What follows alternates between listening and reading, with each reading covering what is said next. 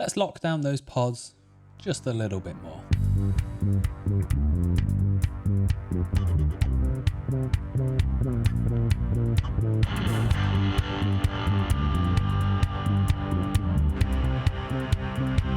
In this video, we're going to be looking at security context. We'll be looking at the pod security context. We'll be looking at the container security context.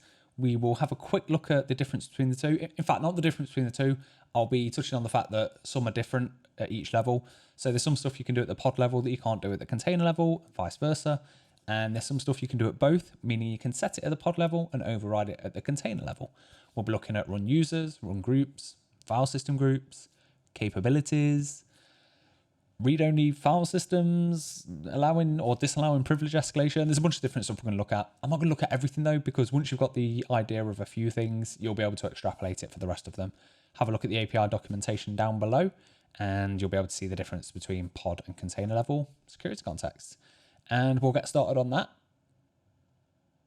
Now, a security context just defines privilege and access control settings, and you can do it at the pod level or the container level. So you can do a bunch of different things like discretionary access control, which will allow you to set permissions on an object based on user ID and group ID. You can set SE Linux labels, decide whether you want to run things as privileged or unprivileged. There's app armor features, Linux capabilities, read-only root file systems. There's a bunch of different things, okay? So we'll go through a few of them now, and let's see what we can actually do. So I'm going to set up a new file here, and we're going to call this security context.yaml. And I'm not going to go through what I'm doing here because we've done this a bunch of times now.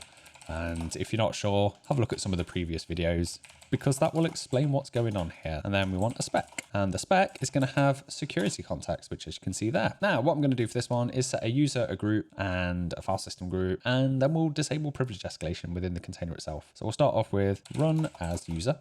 We'll set that to be 1,000. The group, I'm going to do run as group. Again, I could set this to 1,000, but I'm just going to set it to 3,000. And then FSGroup, I'm going to set to 2,000. So these are kind of just arbitrary numbers to a degree. If you're not sure about Linux file systems and Linux user IDs and group IDs, go and take a look into that to understand more about this. And to be honest, this sort of level within Kubernetes, you need to know a little bit about Linux itself and how that works. That is not for this video. I do have a Linux tutorial series where I kind of cover this a little bit, but not too in depth. I will be adding more to that series soon, but I decided to come onto the Kubernetes one because the Linux one was really just a precursor to this. Anyway, I digress. I'm going to do a volume next, and the volume is just going to be called set CTX. Why not? That'll do. And then I'm not even going to set up a long haul on here. I'm just going to do an empty dir one for the sake of quickness without having to mess around.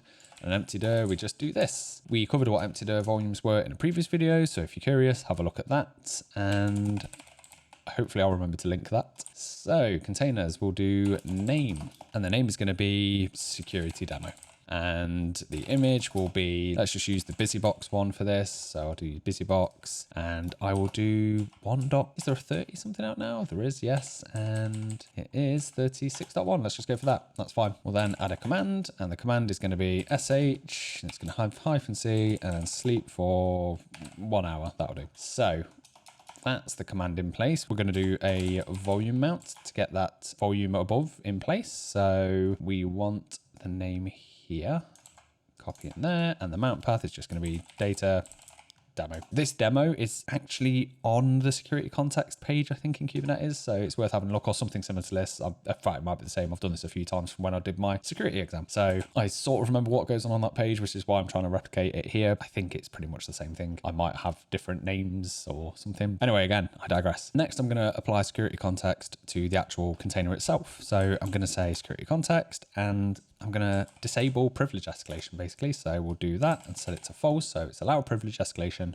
false. What have we actually done here? All processes within this pod will run with the user ID of 1,000. They will have the group of 3,000. But then we've also got this FS type. So any files that we create, anything like that, will be assigned the user and group of 1,000 and 3,000 respectively. However, since the FS group field is specified, all the processes of the container are also part of the supplementary group ID 2,000, which means that the group for the volume that we are setting up here, data demo, and any files created within it will be 2,000. Let's go ahead and apply this, and we'll take a look at what that actually means in practice. So we'll do kubectl apply F, and then we want workloads, extras, security context. So we'll apply that. Okay, so next we'll jump into it. So we'll do kubectl, namespace learning, and then we'll do execute it set context, and then we'll do shell and jump into that. So here, let's run PS. This will give us a list of the running processes. And as we can see, they're all running as user 1000. That's fine. That's what we said. We then want to take a look at what's going on over here. What we need to do is cd into data, and we can do ls-l, and this will list with the user and the group the contents of the directory. So in here we have this demo, and we have root as the user because that's just the default, and then we have this here which is 2000. So brilliant, that works. That's the default. That is because that's what's created when the volume is mounted. Now if we go ahead and do something like cd into demo, what we can do is do touch test file, or just test, that'll do.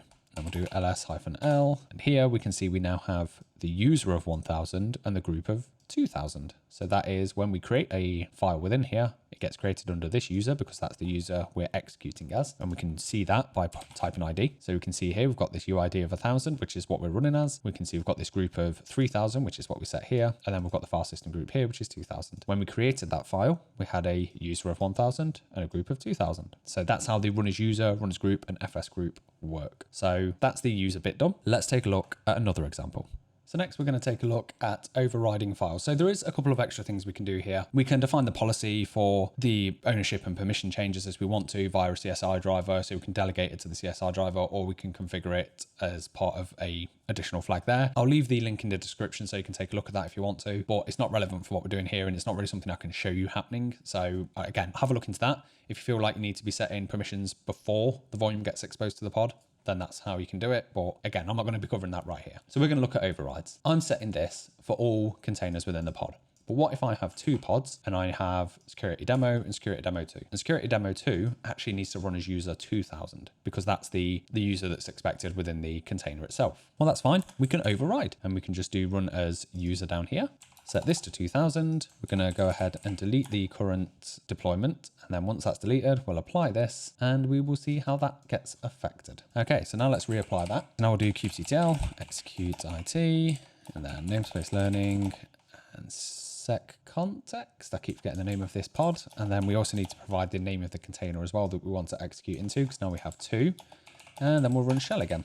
And in here, we'll run PS, and we can see we're running as user 1000. That's fine. That's what we have set at the pod level. But what about demo 2? So we'll exit out of this one. We'll go into demo 2 and run PS. And we can see here, we're running as 2000. So we've overridden that successfully. The other thing we've done is disable privilege escalation. So we've currently got this set to false and this set to false, and that just basically stops us being able to jump into super user. If we had sudo or something like that, I'd be able to show that in more context. But basically, if I tried to run sudo, it would fail because we can't escalate our privilege. We could set one of them to true and one of them to false though, but you'll see, as you've noticed, this IDE that I used will autofill for me.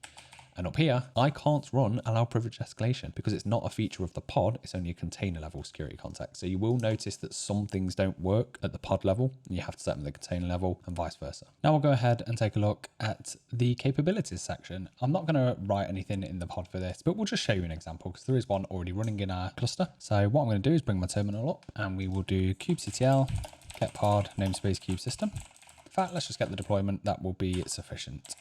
And we're going to take a look at core DNS. So this one here, and we'll output the YAML of this. Now let's take a look at this one. So we can see here we've got core DNS and there's a bunch of stuff being defined, which we don't really care about at the moment, but we care about this bit. So we've got some ports running on port 53. Now these are considered internet domain privilege ports, which means that they're basically privileged ports. You're not allowed to bind to them unless you've got root permissions or super user permissions or privileged permissions of some sort. They are ports below 1024. So that and any port below will be considered a privileged port. And as you can see, we've got port 53 here, which is a privileged port. Now, without the right capabilities, we would not be able to bind to this port. So the security context for this pod allows that capability. So we can see here, we've got capabilities, add net bind service, drop all. So that drops all capabilities except this one here. Where do these capabilities come from? Well, there is a man page and here it is. This man page here as you can see, we have netadmin, netbind service, net broadcast, net raw, and a bunch of other ones. You'll see these are all prefixed with cap underscore. We omit the cap underscore section in Kubernetes, but essentially all of these, every single one you see, can be used. Now, before you just go firing these across, consider the security implications of using them because they're awesome. And as someone who is using Kubernetes on Linux and you are adjusting the capabilities of the kernel, you are responsible for ensuring the security of your cluster